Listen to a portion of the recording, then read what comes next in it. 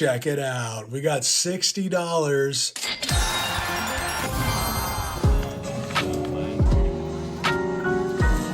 Because of that, that meant that they were willing to pay $250 just to have someone complete this task.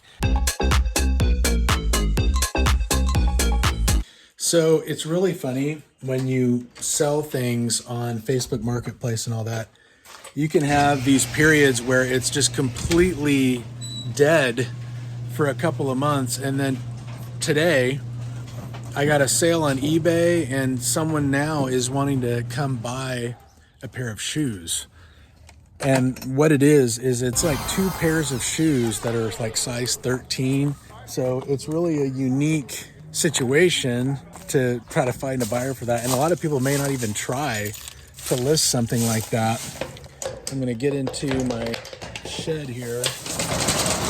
So here's the shed, and what I normally do is put labels on the items. So I gotta find these shoes, and you just gotta look at the labels in the box. Now the thing about the stuff in here is it's completely worthless. Like if someone was to try to come in here and steal all this, they would just completely waste their time. Because these are the kinds of items you just have to sit on them and wait for it to be a match for somebody who actually could use the item. Here it is, size 13 Gatsby shoes, 2 pairs. So I had it ready to sell on eBay, but I also listed it on Facebook. So here we go. So now this guy has my address. I gave him the address and he's on his way. And let me show you what they look like. See, like here's one of the pairs. The other pair looks pretty much just like it. It's just black, but they're like brand new. And I got these for free. Most all of this stuff in here, I'll go do junk removal jobs. And sometimes there'll be, because I offer a handy person service, and sometimes there'll be things that is perfectly fine like this. And it's just, if you take a couple of seconds to get the size and photograph it and list it, these little sales can trickle in and make a significant difference. Enough money that matters. You know, I really don't sell anything less than $50. That's my goal. I mean, sometimes it happens, you price it lower because you just want to get it out. But I've kind of decided that that's the minimum that's worth my time. And it's also a price point that's doable for people. It has to be like an obvious value for someone to take their time to come over and pick it up. So he's on his way and we'll see if he comes and takes them. Oh, yeah. Okay, so I've just been sitting here on my computer. You probably heard that ding. He just texted me saying he's here. So let's go see if we're gonna make the sale. I've learned to just shut up and let the item do the talking. All right, so check it out. We got $60. And I didn't know if he was going to get it for a second there because he had kind of a wide foot and the shoes weren't necessarily a wide size. And so if you're listing something like clothing, it can be a real gamble because it just never fails that whatever the situation is, they aren't a match for something about the way it fits or something. So it is kind of a gamble to even do it. But fortunately, this time it worked out. $60.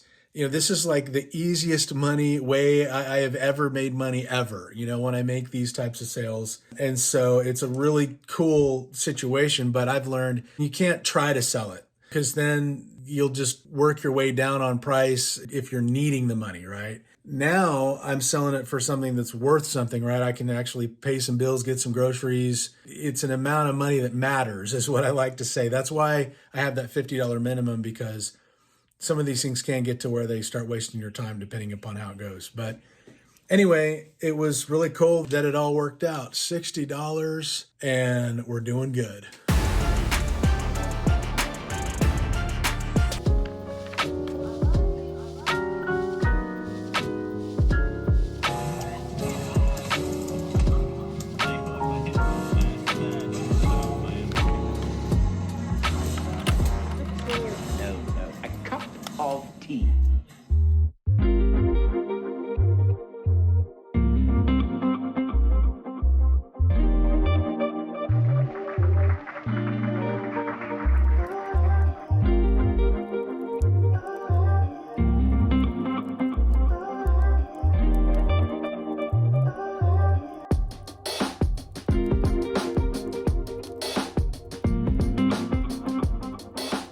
One of the things I learned once I had my own business was the amount of money I could make for my time completely changed.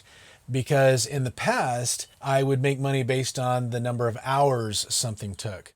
But now I was making money based on simply accomplishing something that someone else wanted to have done, and then assigning a value to that also had to make sense. But it also meant it didn't matter how long it took to complete that task. A good example of this is when I got a call to go pick up some boxes from a business and take them to a shredding company. So just pick up some boxes, put it in the truck, take them to a shredding company. This is a good example of the kinds of opportunities you can get just by being a business. So in other words, just because I took a few extra steps to become a business, I am now something that is official, I'm something legitimate, as opposed to just being a random guy off the street. And because I was set up as a business and I was portrayed as a business, that completely changes the way that other people and other businesses view me.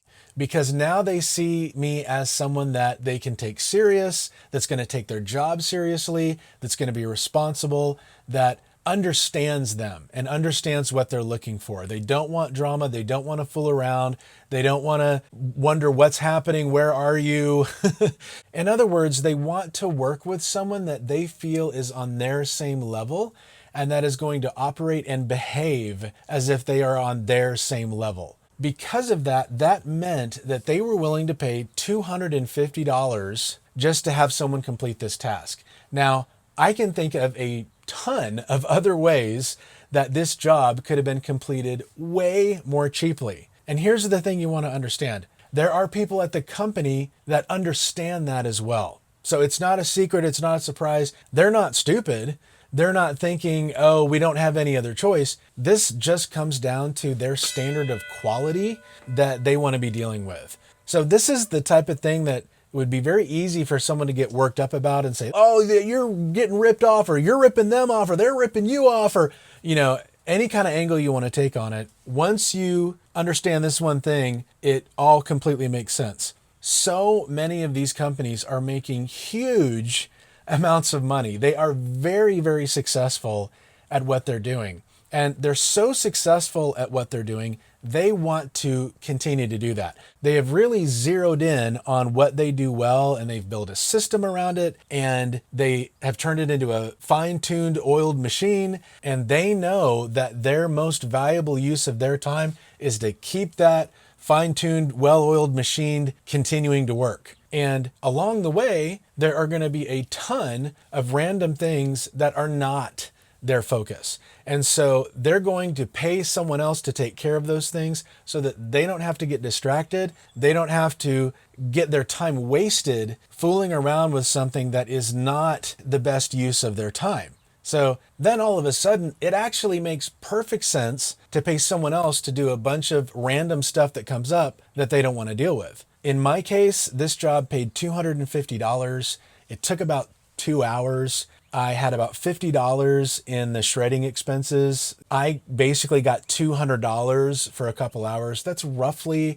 $100 an hour. And if you want to compare that to, say, the average doctor's appointment, that means I averaged about the same amount of pay as a doctor, and then got to spend the rest of my day off doing whatever I wanted to do. That is why I love the gig life. And not every job is like that, but many, many jobs do work out that way. So anyway, that wraps up today. And if you're interested in living this same type of lifestyle, I'll put a link below to a 2-part series I created that shows how to offer a high-income service business in a very chill and laid-back way. Otherwise, thanks for hanging out with me today, and make sure to subscribe to see the next video where I get a phone call from a guy who wanted me to go purchase a vintage film projector on Facebook Marketplace and ship it to him in New Jersey. And the reason why he wanted this is something that you would have never expected. You can click right here to watch that video and see how that all played out.